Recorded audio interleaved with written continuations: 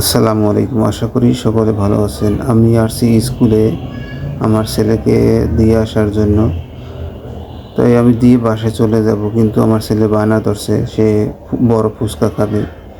আসলেও রাস্তাঘাটে ফুচকা খাওয়া ঠিক না, তারপর বায়না যত ধরছে তাই আজকে খাওয়ার সুযোগ দিলাম। মাঝে মাঝে খায় আর কি।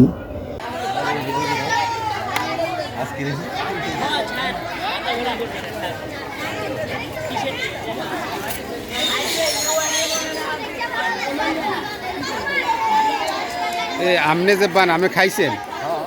হ্যাঁ, কবে খাইছেন? যারা বান এত খায় না, আমি মনে হয় না খাইছেন, চাপা মারেন। হ্যাঁ, আমি খাইলে তো 20 টাকা কমিয়ে যাইব। হ্যাঁ,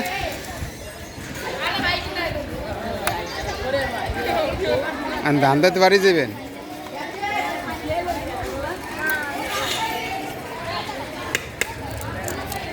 রিয়ান কটা খাইছো? হ্যাঁ,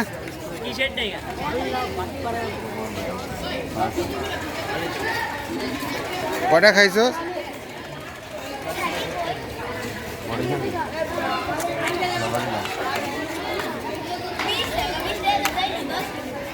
মামার ক্লিয়ার আমি দেবো মামার দেবো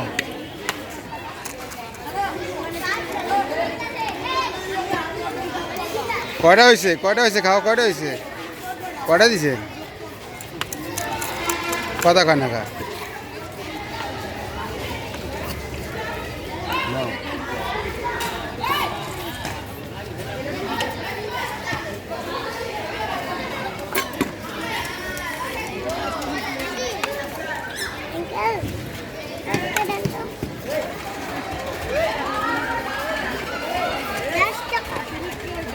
আমি একটা জিনিস বুঝি না যে ফুচকার মধ্যে কি এমন একটা জিনিস আছে যে ছাত্র ছাত্রীরা সবাই যে ফুচকা খাওয়ার পাগল।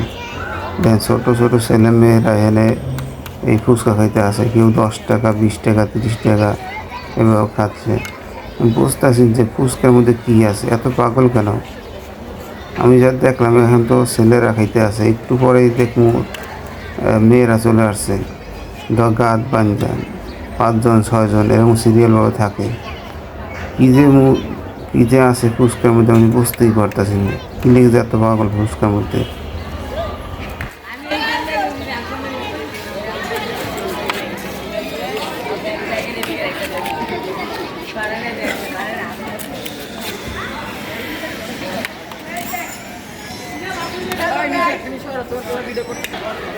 এটা কা